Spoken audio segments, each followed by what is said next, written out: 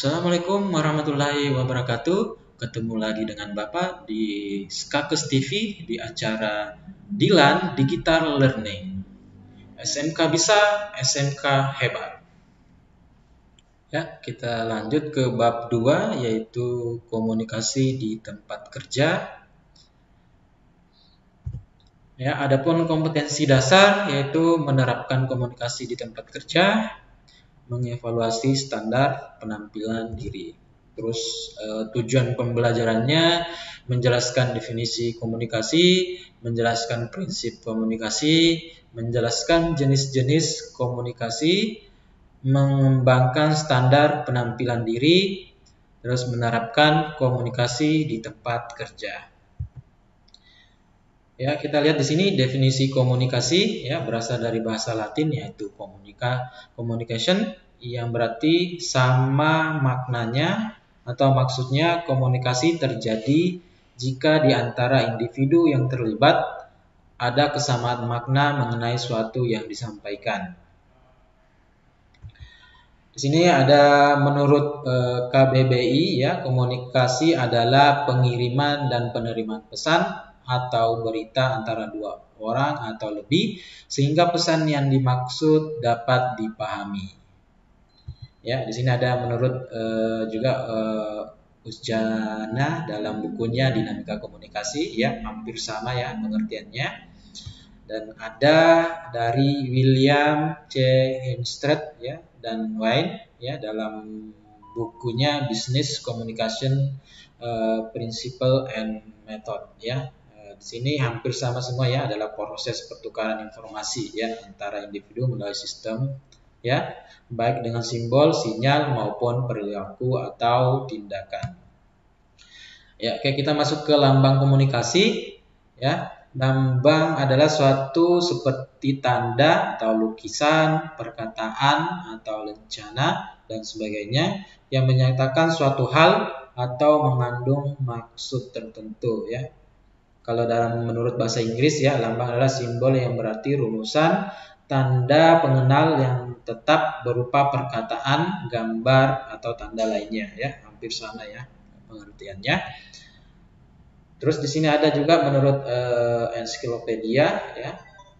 Ada juga di sini bahwa adalah komunikasi adalah proses penyampaian lambang dan mengandung pengertian dari komunikator untuk komunikan ya. Dengan kata lain, lambang adalah tanda-tanda yang dipakai untuk menyampaikan pesan dalam proses komunikasi.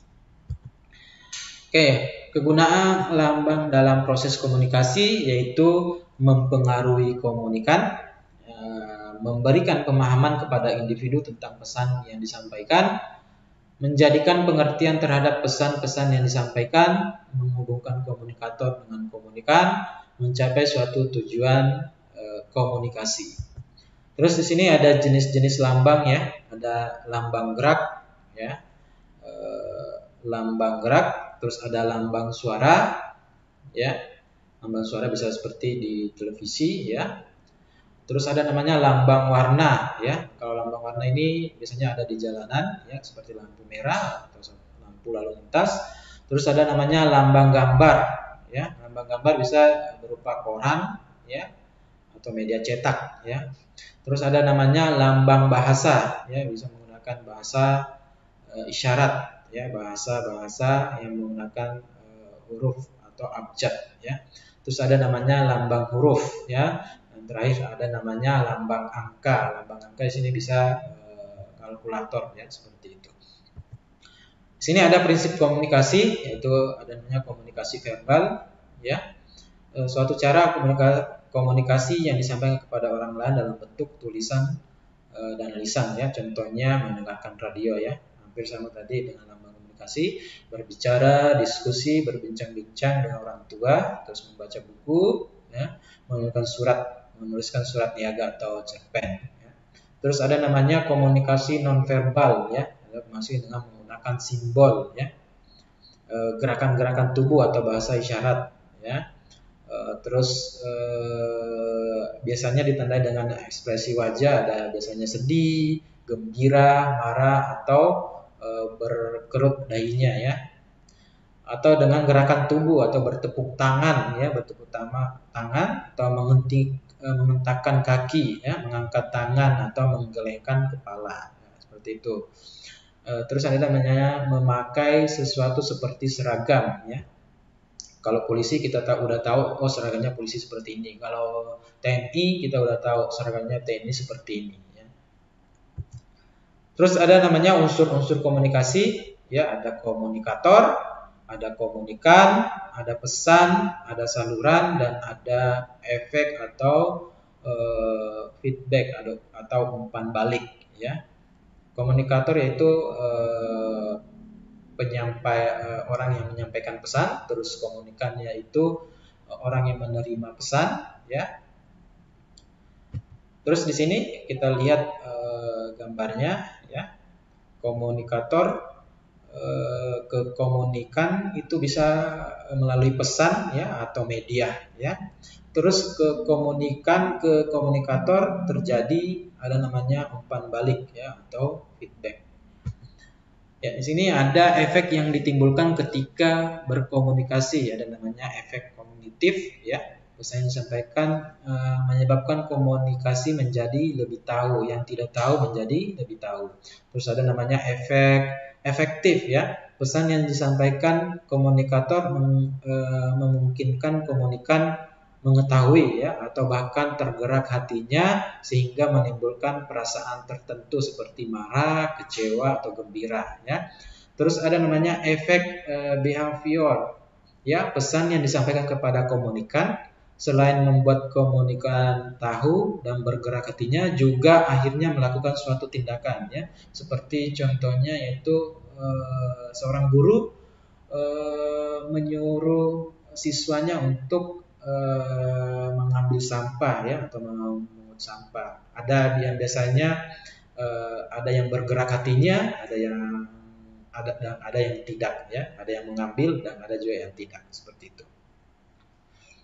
Terus ada namanya proses komunikasi ya. Proses komunikasi ini ada secara langsung ya. Maksud proses komunikasi secara langsung adalah bahwa komunikator dengan komunikan berkomunikasi secara langsung sehingga komunikator dapat melihat reaksi dari komunikan. Ya, terus di sini ada proses komunikasi bermedia ya. Ada yang komunikasi bermedia massa, terus ada komunikasi bermedia nirmasa ya. Kita bisa lihat di slide-nya. Kalau bermedia massa surat kabar, radio. Kalau nirmasa yaitu menggunakan sarana-sarana seperti telepon atau telegram ya, fax. Terus ada jenis komunikasi ya. Sini jenis komunikasi antar pribadi dapat efektif apabila memenuhi 3 hal berikut. Ada namanya empati, ada respect, ada jujur atau sering kita singkat yaitu GETAR ya. Terus ada namanya komunikasi massa dalam kesehatan ya, yaitu penggunaan media massa untuk menyampaikan pesan atau informasi kepada halayak atau masyarakat, yaitu seperti contoh kecilnya itu penyakit DBD ya, itu mengetahui penyakit, cara pencegahan dan penularan DBD ya, dan tanda-tanda DBD, terus melakukan upaya untuk pencegahan DBD. Setelah melakukan pencegahan DBD, itu melakukan tindakan pengobatan yang tepat ya jika mereka atau keluarga menderita DBD. Terus ada namanya komunikasi tenaga lab medik ya, atau namanya komunikasi internal. Sini ada horizontal ya, tenaga lab harus memiliki kesempatan cukup untuk bertukar pikiran ya mengenai hal-hal yang bersangkutan dengan pekerjaannya dengan sesama petugas di lab ya. Kalau yang horizontal. Terus yang vertikal, tenaga lab harus memiliki kesempatan berkonsultasi tentang pekerjaannya dengan kepala seksi atau sub instalasi atau kepala ruangan ya atau kepala lab. Terus di sini komunikasi eksternal suatu tugas dan kewenangannya, tenaga lab harus memiliki kesempatan bertukar pikiran dan informasi dengan petugas yang lain ya, bukan hanya dengan petugas TLM aja, tetapi yang lain bisa perawat, bisa dokter atau farmasi ya, seperti itu. Terus di sini kita lanjut ke standar penampilan diri ya. Standar penampilan diri ya berasal dari bahasa Inggris yang berarti perawatan atau pemeliharaan, sedangkan pengertian penampilan adalah citra diri yang terpancar dari penampilan secara keseluruhan. Ya. Yang pertama yaitu kesehatan tubuh ya.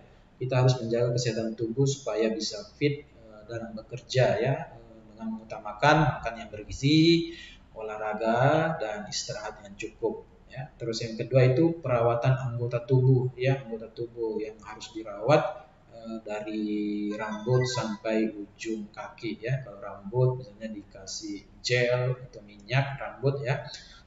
Terus mata, kalau misalnya kalau ke ke kantor misalnya habis tidur biasanya belekan ya, itu harus dibersihkan dulu ya supaya citra kita di kantor tidak buruk ya. Terus gigi ya, misalnya habis sarapan atau makan siang, misalnya ada sisa makanan nempel di gigi ya.